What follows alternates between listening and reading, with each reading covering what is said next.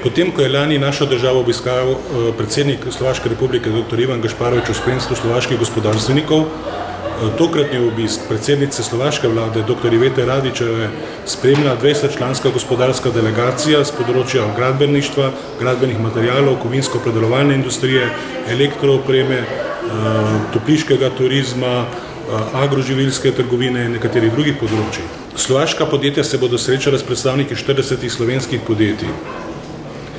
Čeprav beležimo po nastopu svetovne gospodarske krize upad v blagovni menjavi med državama, naš izvoz se je zmanjšal kar za četrtino, pa najnovejša statistika kaže na to, da se blagovna menjava izboljšuje, naš izvoz se povečuje in je vsega nekje približno raven tiste pred nastopom krize. Obiski, kot je tokratni, nedvomno prispevajo k izboljšanju gospodarsko-trgovinskih odnosov in želimo si, da bi tudi slovenski gospodarstveniki v kratkem obiskali Slovaško.